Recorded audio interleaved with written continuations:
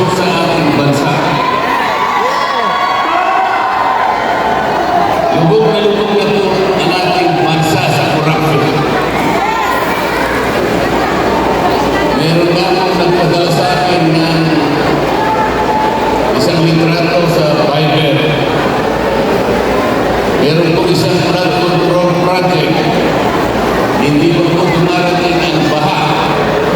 Wala pa pong tubig. Nagiba na po yung project.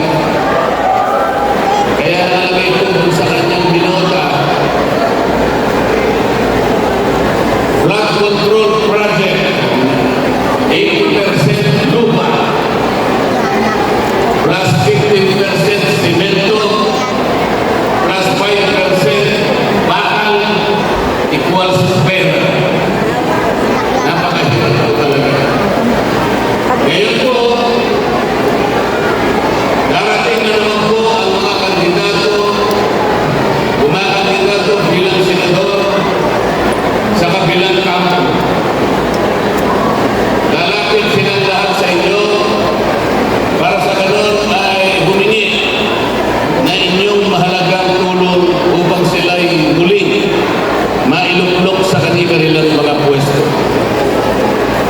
Hindi ba ninyo itatanong sa kanila, bakit po kayo lumalapit na naman sa amin? Samantalang yung tungkulin po na ipinangako ninyo sa amin maraming panahon na nakararaan ay wala namang natupad. Yung pangako po ninyo na magandang buhay, na mailagay niyo po kami sa magandang kalagayan, nasaan na po yun?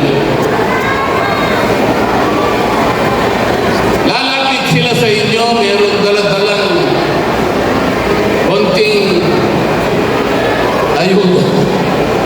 Ang tawag po nila din sa mga ayuda, akap, AX, tupad, at kung ano-ano pa. Ipagpalagay na po natin ang matatanggap ng bawat isa. Ngayong nalalapit po ang eleksyon ay 10,000 piso. 10,000. Kapag ka-divide niyo po yung 10,000 sa 365, ibig sabihin sa loob ng isang taon, meron kayong makukwentang amount dyan. Ano man ang makwenta nyo, i-divide nyo ulit by 6.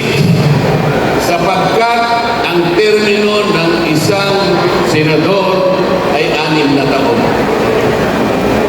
Katapos-tapusan ang makukwenta ninyo dyan, 5 piso isang araw ang katumbas na ibibigay nilang 10,000 sa inyo sa loob ng panahon na sila ay uupo sa Senado.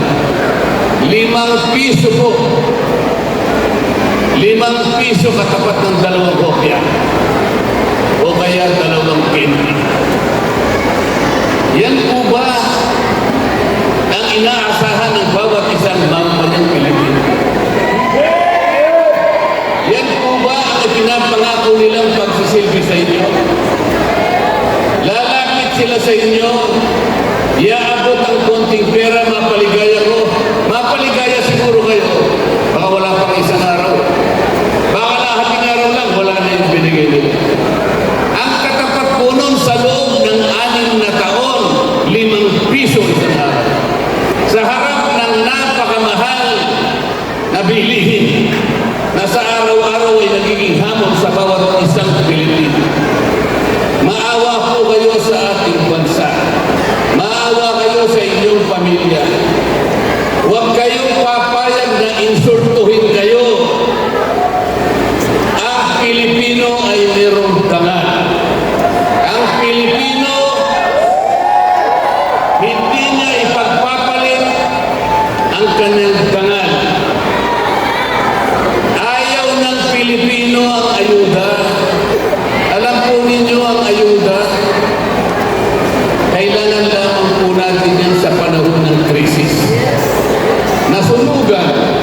tulungan mo. Nabagyo, nabaha, tulungan mo. Yan yung galing Pilipino.